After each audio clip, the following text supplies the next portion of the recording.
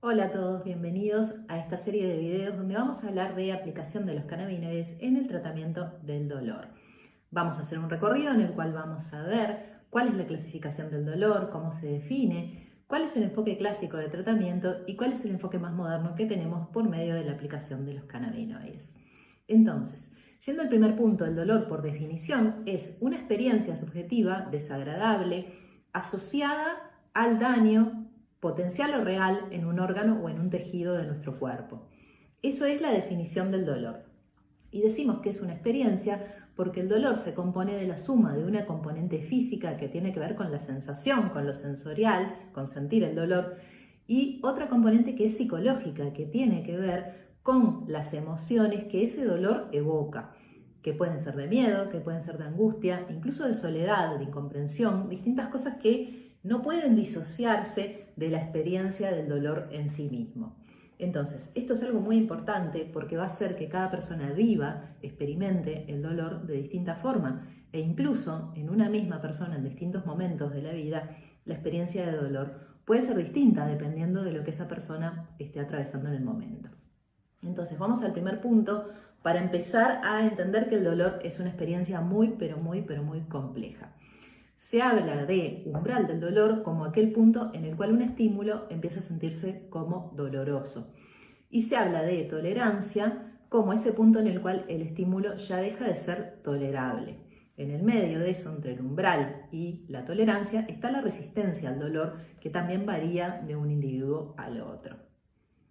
Yendo a la clasificación del dolor, podemos decir que se puede clasificar el dolor de acuerdo a dónde duele, de acuerdo a la evolución en el tiempo, y ahí podemos hablar de dolor agudo y de dolor crónico, siendo el dolor agudo aquel que se extiende brevemente en el tiempo y el dolor crónico aquel que se extiende por un plazo más prolongado. De todos modos, las diferencias entre dolor agudo y dolor crónico realmente son mucho más que esas, porque en el dolor crónico se ponen en juego otros mecanismos bioquímicos, otros mecanismos celulares que perpetúan y que amplifican esa señal del dolor, por lo cual siempre el dolor crónico es mucho más difícil de tratar, más desafiante que el dolor agudo. También el dolor se puede clasificar de acuerdo al mecanismo de acción que promueve ese dolor.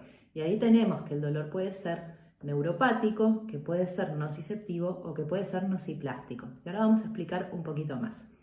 El dolor nociceptivo es aquel que se da como una especie de alarma, por decirlo de alguna manera, que nos avisa que hay una lesión en una parte de nuestro cuerpo.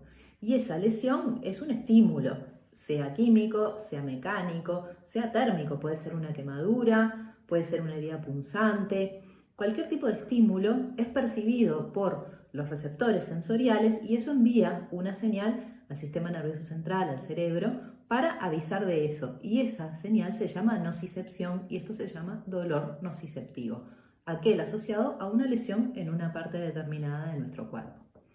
Pero también existe un tipo de dolor que se llama neuropático, que es el dolor que se da cuando lo que está dañada es la vía que transporta el dolor. Entonces, en la nocicepción, un estímulo doloroso es llevado al sistema nervioso central, pero si esas vías no están funcionando bien, y acá podemos generar la analogía de que esto puede ser parecido a cuando hay un cable pelado, un cable que tiene dañada la aislación.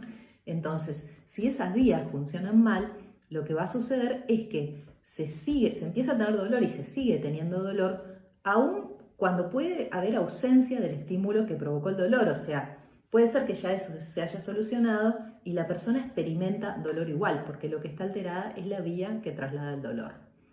También tenemos el dolor nociplástico, que es una categoría incorporada recientemente, que es aquel dolor que se da cuando no hay un estímulo nociceptivo, no hay una parte dañada, no hay un daño de las vías que trasladan el dolor, no es neuropático, no es nociceptivo, pero la persona experimenta dolor igual. Y ese dolor se llama nociplástico. Hago una pausa en este momento para hacer hincapié en este tema. Y es que cuando a una persona le duele. O sea, no hay posibilidad de banalizar la experiencia del dolor en función de que no se encuentre la lesión.